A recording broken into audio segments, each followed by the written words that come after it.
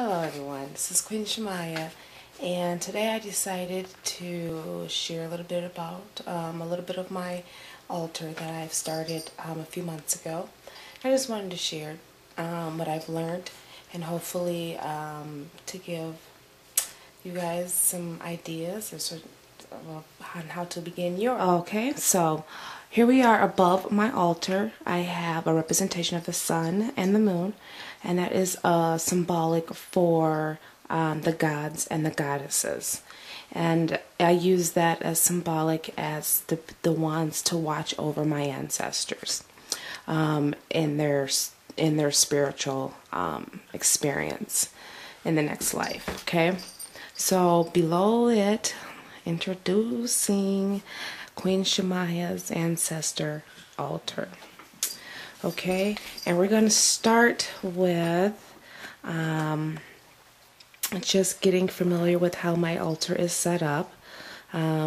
Here on this corner I have a representation of the water, and just so that why is there money there? Well, I've listened to a few other people. Shabless said something about that she heard about putting pennies inside your water bowl, and then if you start seeing bubbles, that means they're there. And I'm not sure if you guys can see that, but there are lots and lots of bubbles there. And quite frankly, this is something that just started happening a few days ago. So I've been really getting to know them and really talking with them and spending time with them, and in return I've been getting bubbles, so that's a wonderful thing to know that they're here. And also I got the money underneath that. I got that idea also from Shabless on YouTube, just so that if they feel like blessing me, if there's things that they know that I want, that I need for my spiritual growth, I believe that I'll be blessed with it, so I don't have to ask. It's just there. Here on this corner, this candle here is a representation of fire. It's red, and that's a representation of fire. Okay, and here we have it's kind of, my altar is kind of broken up in sections. Here you have the feminine side, and here you have the masculine, the gods and the goddesses. As you can see, my grandmother's there, and there's the goddess, and my Uncle Bo, which is right there, and that's the gods. So that's how it's broken out. And in the middle is the union of both the gods and the goddesses. Okay, is the union with representing the union candle, which is white. And also I put some dried potpourri there.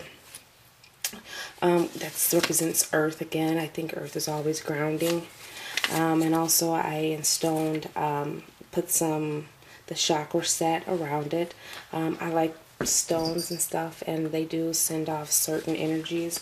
And all those stones have been cleansed. And one day I will share some of my rituals with you guys, but not yet, okay? But they're all cleansed, so they're all positive. Here's a star. Now this star right here kind of fell off the moon goddess. So what I did was I added it to my altar as a symbolic for me, because I feel like I am a shining star in the sky. And so that's symbolic for myself in the middle of both, so that the Trinity is wonderful. Anyhow, I have my candle for the goddesses, and I have my candle for the gods.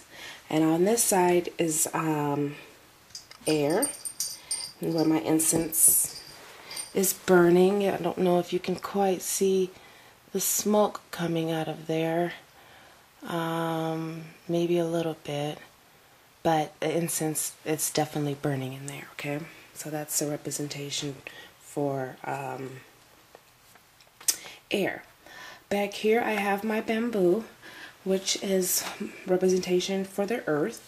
So I did a bamboo instead of getting daily flowers.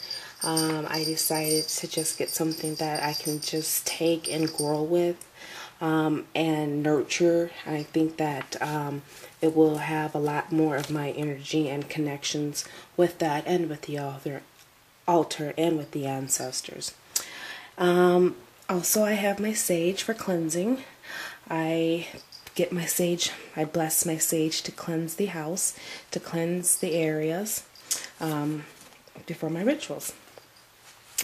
And I pay my homages and respect to my ancestors. I decided to start leaving daily fruit for them. So I got some prunes for the gods and some raisins for the gods, and the same thing I have over here for the goddesses, some prunes and some raisins.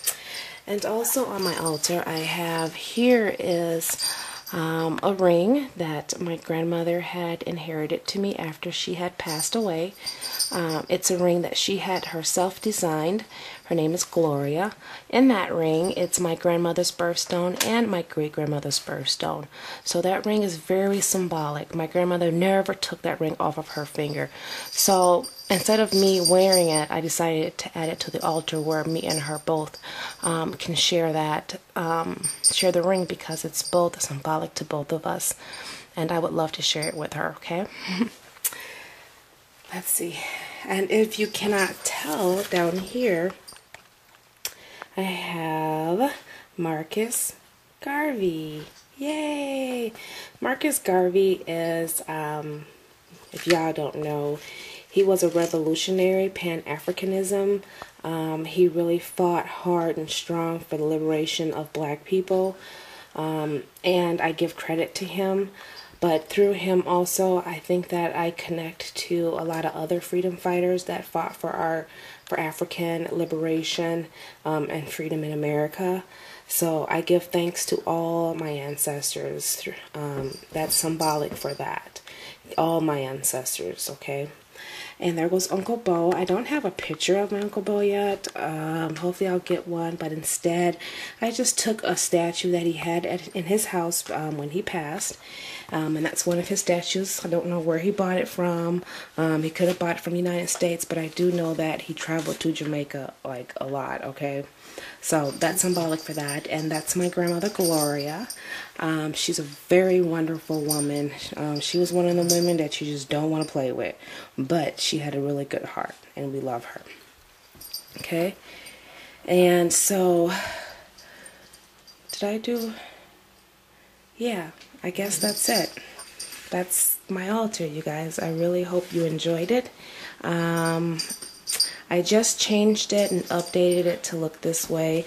And because I put the elements in the positions that they're supposed to. So this is an updated video based upon the one that I did before. So I'm going to actually put both of them up because, quite frankly, I kind of did get a little bit better response doing it this way. But we're not going to get into all of that, okay? So I just want you guys to know, I hope that you learned something. I hope this inspires you.